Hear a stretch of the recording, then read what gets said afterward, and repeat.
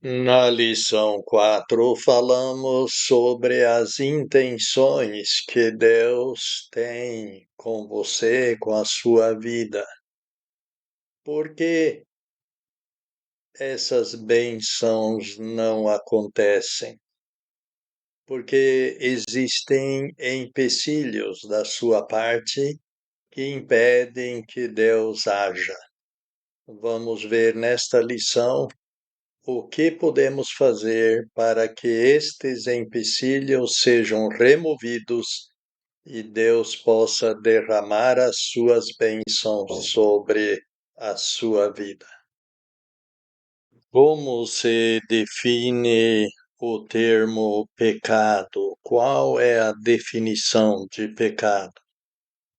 Em Isaías capítulo 53, versículo 6, nós lemos: Todos nós andávamos desgarrados como ovelhas, cada um se desviava pelo seu caminho, mas o Senhor fez cair sobre ele a iniquidade de nós todos. Para a pergunta: qual é o maior pecado que uma pessoa pode cometer? Receberemos várias respostas diferentes, dependendo da educação familiar, da cultura regional e continental. Algumas pessoas dizem que o assassinato é o mais grave pecado, outras, alguma forma de sexo ilícito. Já em tempos modernos seriam citados crimes ambientais, ou também crimes sociais, como falta de moradia ou a existência da fome. Qual é a resposta bíblica? O texto de Isaías diz: cada um se desviava pelo seu caminho. Este é o pecado mais grave que pode ser cometido: viver uma vida independente de Deus. Viver como se Deus não existisse. Porque se eu não pergunto a vontade de Deus, tudo que eu faço torna-se pecado. O que faço pode até ser considerado uma boa obra pelas pessoas ao meu redor, mas fora da vontade de Deus é um ato egoísta, portanto, pecado. Lá no paraíso, o homem decidiu tomar suas decisões separado de Deus. Queria ter o conhecimento do bem e do mal. Desligou-se de Deus e começou a andar no seu próprio caminho. E você? Busca diariamente a vontade de Deus ou vive a sua própria vida e de vez em quando inclui Deus no seu próprio programa? Deus está impedido de abençoá-lo. Deus gostaria de concretizar suas intenções com você, que estudamos na quarta lição. Felicidade verdadeira, vida eterna, vida plena, que inclui a presença, a proteção e a provisão divinas garantidas, as bênçãos espirituais, que incluem o dom e o poder do Espírito Santo, para poder cumprir a vontade de Deus, e as bênçãos materiais de jamais faltar alimento e roupa na sua vida, e muitas outras. Você está pronto para fazer a sua parte para reverter este impedimento? A primeira grande decisão que precisa ser tomada é você deixar de andar no seu próprio caminho, fazer a sua vontade e decidir andar no único caminho verdadeiro que é o Senhor Jesus Cristo. Não ande mais desgarrado, mas volte para Deus, de acordo com os requisitos de Deus. Enquanto você não tomar esta decisão, Deus está de mãos atadas e não pode lhe abençoar.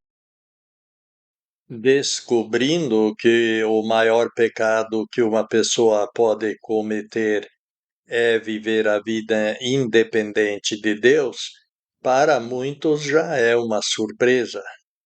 Achavam que estavam até bem em relação a Deus, porque não matei ninguém, desejo o bem ao vizinho, dou uma esmola de vez em quando e por isso estou indo bem.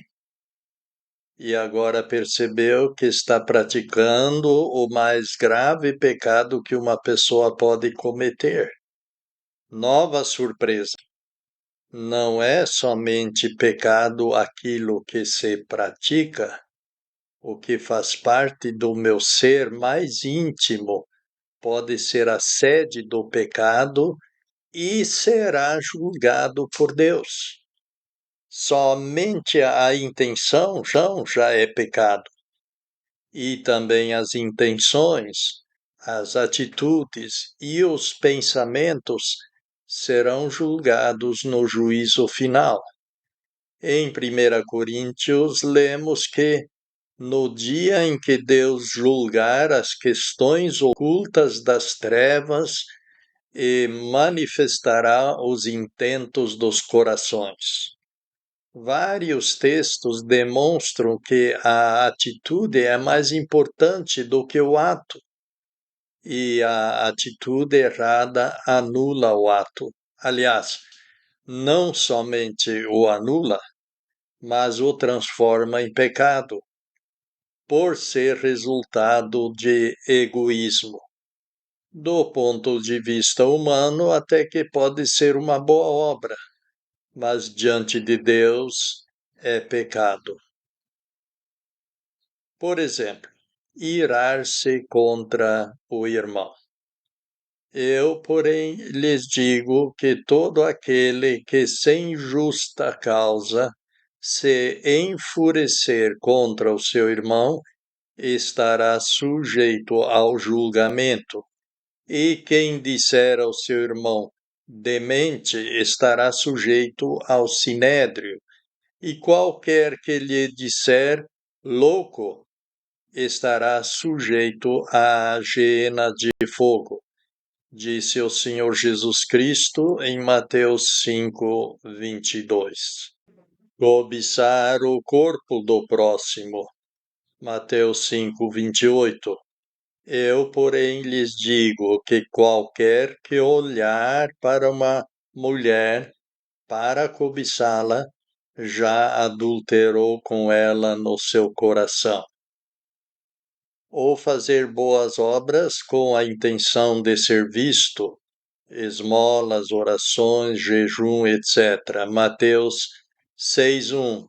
Atentem para não darem a sua esmola diante das pessoas, para serem admirados pelas mesmas. Do contrário, não receberão recompensa do Pai que está nos céus. Cobiça em geral. O que, pois, diremos? Paulo escreve em Romanos 7:7. É a lei pecado? De modo nenhum. Eu, contudo, não teria conhecido o pecado se não fosse pela lei. Também não me teria tornado consciente da cobiça se a lei não tivesse dito: você não cobiçará. É necessário, portanto, ter uma mudança geral de atitude em relação ao pecado. Lá no íntimo, não devo mais desejar o que Deus condena e proíbe, nem meditar sobre o mesmo. A mudança vem de dentro para fora e não é uma imposição externa de regras a cumprir.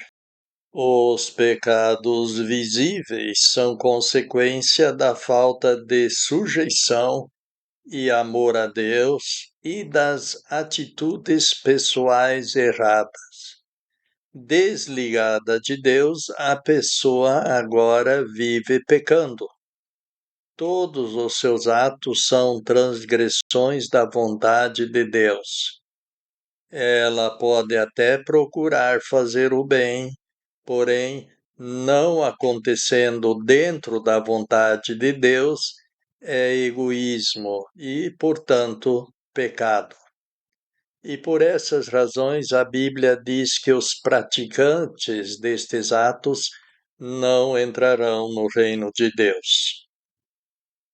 Veja o bem, entre aspas, que certas pessoas fizeram e, apesar disto, serão lançadas no lago de fogo. Profetizaram, expulsaram demônios e fizeram muitas obras maravilhosas. Lemos em Mateus 7, 21 a 23, Jesus falando: Nem todo o que me diz, Senhor, Senhor, entrará no reino dos céus. Contudo, aquele que faz a vontade de meu Pai que está nos céus. Muitos naquele dia me dirão: Senhor, Senhor, não foi em seu nome que profetizamos? E em seu nome que expulsamos demônios? E em seu nome que fizemos muitos prodígios? Então lhes confessarei: Nunca os conheci. Retirem-se de mim, vocês que praticam a ilegalidade. Mateus 7, 21 a 23. Não basta crer em Deus e continuar praticando a injustiça. Este tipo de fé é uma autoilusão. A pessoa creu, mas não mudou seu estilo de vida.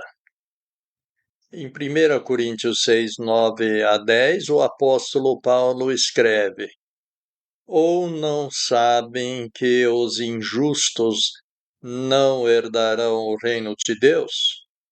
Não sejam enganados, nem prostitutos, nem adoradores de imagens, nem adúlteros, nem efeminados, nem homossexuais, nem ladrões, nem gananciosos, nem alcoólatras, nem briguentos, nem chantagistas herdarão o reino de Deus. Vejamos individualmente esses pecados. Prostitutos. Um homem que vende o seu corpo por dinheiro a outro homem, ou um homem que se envolve em atos sexuais ilícitos. O único ato sexual lícito na Bíblia é a relação conjugal entre um marido e sua esposa. Todos os outros são ilícitos. Idólatras. Adorador de falsos deuses. Buscar ajuda em amuletos, ídolos ou outros objetos de sorte. Confiar em dinheiro. Adúlteros. Pessoa que não é fiel ao seu parceiro e pratica o ato sexual com outra pessoa. Efeminados. Os travestis. Homossexuais. Homens que têm relações com homens ou mulheres que têm relações com mulheres. Ladrões. Pessoas que se apropriam do que não lhes pertence. Gananciosos. Pessoas que são obcecadas em querer possuir mais. Alcoólatras. Pessoa que se intoxica com bebida. Briguentos. pessoa que procura prejudicar outra pela violência. Extorsionistas são os chantagistas, que procuram aproveitar qualquer oportunidade para pressionar e lucrar. Em Efésios capítulo 5, versículos 3 a 6, vários dos pecados acima são repetidos e outros incluídos. Sexo ilícito, porém, e toda a impureza ou ganância, nem sequer mencionados entre vocês, assim como convém a santos, nem obscenidade, nem conversa fiada, nem chocarrices, que não são decorosos, mas antes ações de graça. Isso, porém, é conhecido, que todo prostituto e impuro e ganancioso, que é adorador de imagens, não tem herança no reino de Cristo e de Deus. Ninguém os engane com palavras vãs, porque devido a essas práticas, a ira de Deus vem sobre os filhos da incredulidade. Dos pecados que não foram mencionados na passagem anterior, temos obscenidade, comportamento que na área sexual fere o pudor, comportamento como gestos, alusões, vestimenta ou piadinhas imorais. Fofoca, ficar comentando a vida dos outros, normalmente com dados não comprovados, com a intenção de prejudicar a imagem da pessoa. Zombaria, fazendo piadinhas maldosas da vida dos outros. Os pecados mencionados acima são razão para a pessoa não herdar o reino de Cristo e de Deus, e a ira de Deus sobrevém aos filhos da desobediência. A pessoa, portanto, que se entrega a Cristo muda por completo o seu comportamento em todas as áreas mencionadas. Em Apocalipse capítulo 9, versículos 20 a 21, temos a lista dos pecados dos quais as pessoas não se arrependerão nos finais dos tempos, e dos já mencionados encontramos outros. E o restante das pessoas que não foram mortas por intermédio dessas calamidades, ainda assim não se arrependeram das obras de suas mãos, para não adorar os demônios e os ídolos de ouro e de prata e de bronze e de pedra e de madeira, os quais não podem nem ver, nem ouvir, nem andar, e nem se arrependeram de seus assassinatos, nem de suas feitiçarias, nem de seu sexo ilícito, nem de seus furtos. O que essa passagem destaca é a idolatria dos finais dos tempos. As pessoas negarão Deus ao buscarem a ajuda dos ídolos mortos e adorarem os demônios. Os demônios estão sendo adorados abertamente entre todos os grupos esotéricos. O espiritismo, a macumba, a umbanda, o budismo, a bruxaria, a música, o barulho, o rock, principalmente o heavy metal e tantos outros que enaltecem o espírito ou os espíritos, como em igrejas pentecostais e o movimento carismático moderno. Além disso, o texto fala dos assassinatos.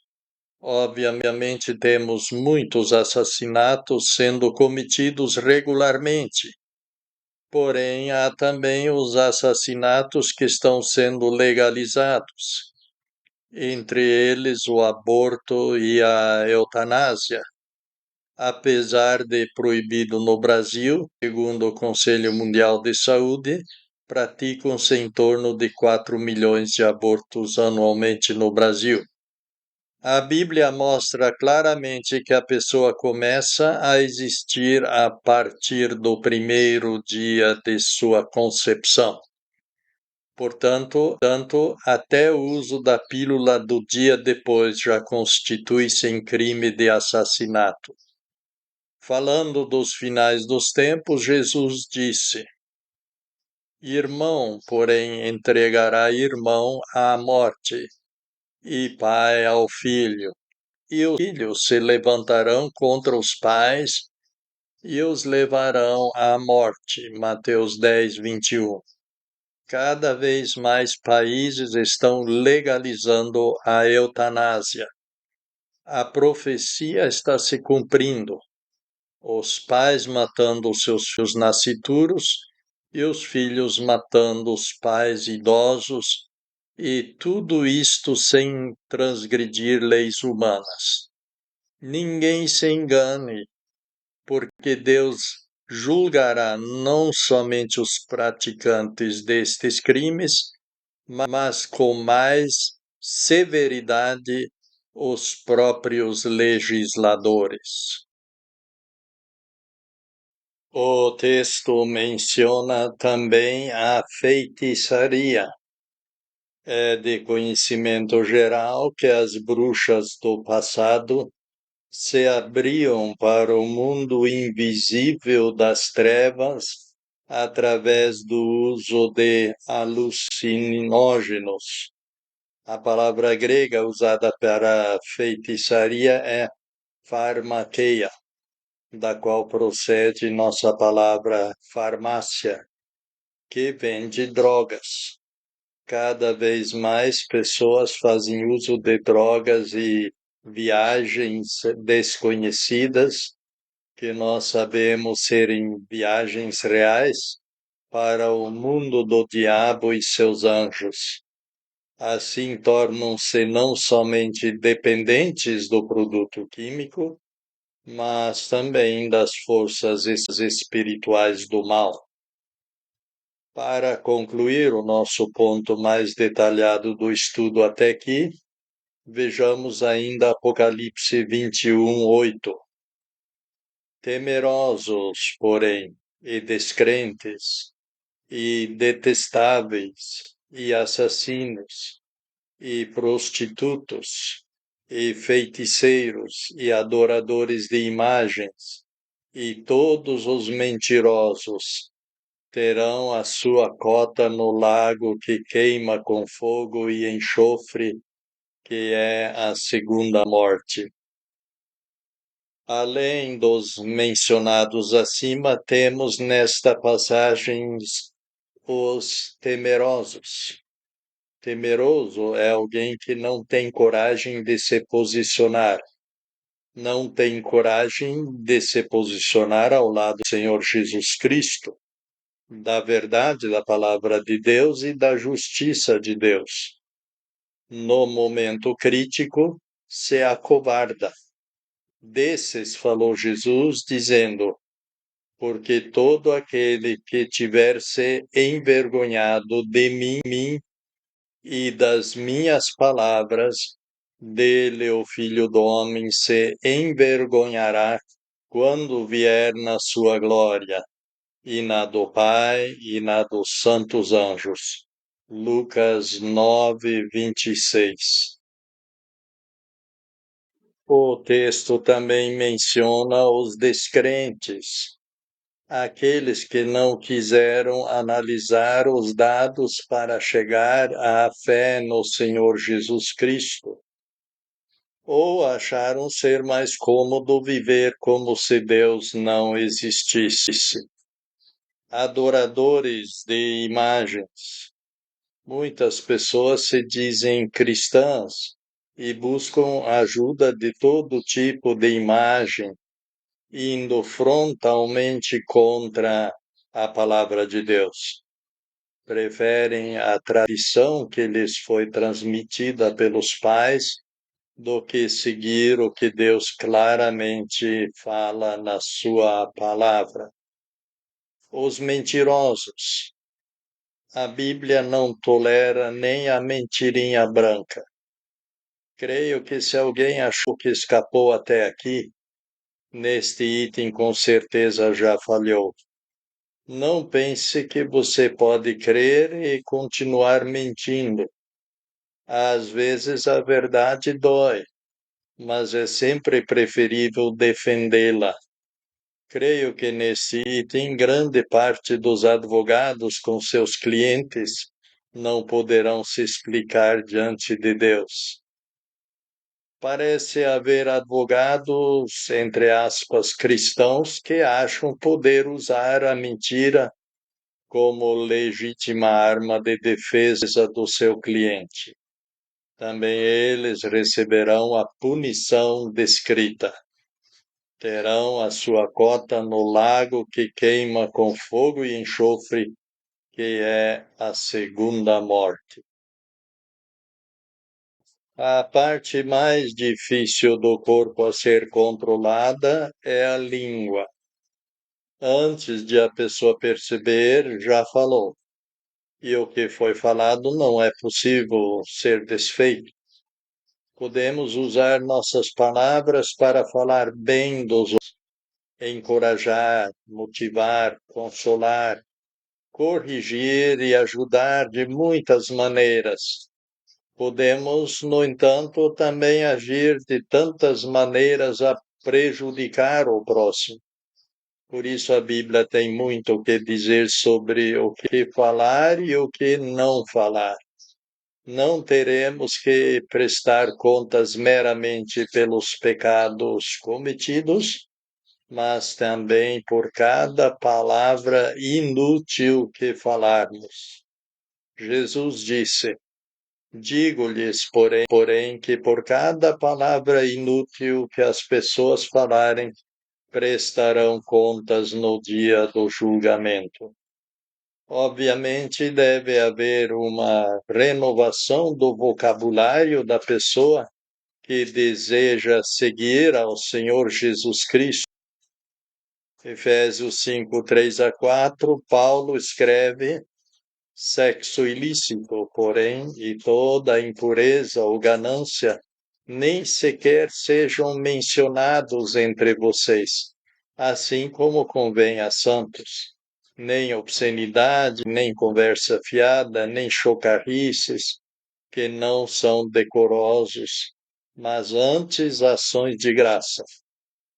Às vezes o volume da gritaria é tão alto que os vizinhos entendem todas as palavras que são faladas.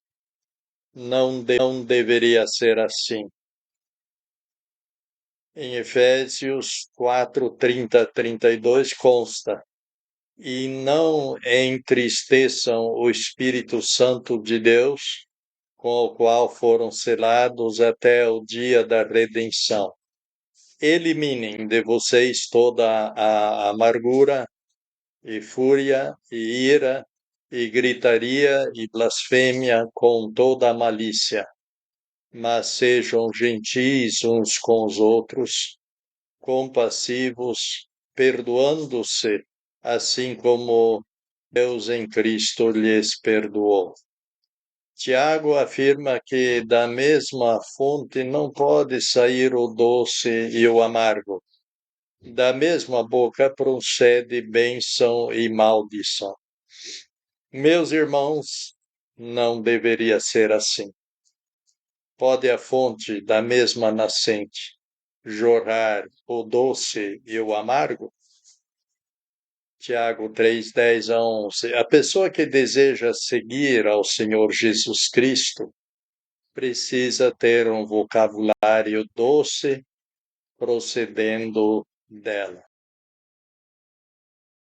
Havia constantemente pessoas da alta cúpula religiosa de Israel tentando Jesus. Num desses dias houve o seguinte acontecimento relatado em Lucas capítulo 10. E eis que um certo legista levantou-se tentando e dizendo: Mestre, o que farei para herdar vida eterna? E ele disse-lhe: O que está escrito na lei? O que você lê? E ele respondendo disse: Você amará o Senhor seu Deus de todo o seu coração e de toda a sua alma e de toda a sua força e de toda a sua mente, e ao seu próximo como a você mesmo. Disse-lhe: Você respondeu corretamente. Faça isso e você viverá. Ele, porém, querendo justificar-se, disse a Jesus: E quem é o meu próximo? E, continuando, Jesus disse: Um homem descia de Jerusalém para Jericó e foi cercado por assaltantes, que o despojaram e o feriram e fugiram, largando-o semi-morto. Um certo sacerdote descia por acaso a estrada e, vendo-o, passou do lado oposto. Da mesma maneira também um levita, chegando ao lugar, vendo-o, passou do lado oposto. Certo samaritano, porém, de viagem, chegou até ele e, vendo-o, compadeceu-se dele. E, aproximando-se, atou suas feridas, derramando azeite e vinho nelas. E, montando-o no seu próprio animal, levou-o a uma pousada e cuidou dele. E, no dia seguinte, partindo, tirou 2 denários e entregou-os ao gerente e disse-lhe: Cuide dele, e seja quanto for que gastar a mais, eu, na minha volta, o pagarei. Qual, pois, desses 3 lhe parece ter sido próximo daquele que caiu entre os assaltantes? E ele disse: Aquele que demonstrou compaixão por ele. Disse-lhe, pois, Jesus: Vá e faça o mesmo. Já falamos anteriormente que o maior pecado que uma pessoa pode cometer é viver uma vida independente de Deus. Jesus também disse que os 2 maiores mandamentos são amar a Deus acima de tudo e amar ao próximo como a si mesmo. Portanto, a maior transgressão seria transgredir o maior mandamento, que é o amor. Deixar de amar é o maior pecado que uma pessoa pode cometer, porque exatamente deixar de amar a Deus é viver uma vida independente dele. No relato acima, um estrangeiro, o samaritano, demonstrou compaixão e cuidou do ferido pelos bandidos. Esse ato demonstrou o que é amor ao próximo. Em 1 Coríntios capítulo 13, temos a definição do amor. O amor é longânime, afável. O amor não inveja. O amor não se vangloria, não é envaidecido, não se conduz inconvenientemente, não busca os seus interesses, não é irritado facilmente, não atribui o mal, não sente prazer na injustiça, regozija-se, porém, na verdade, tudo encoberta, tudo crê, tudo espera, tudo suporta. O amor jamais descai. Assim, o cristianismo é, em primeiro lugar, uma fé positiva. Você pode amar. E se deixar de amar, estará pecando, porque Tiago diz: sabendo, pois, praticar o bem e não o praticando, isso é pecado.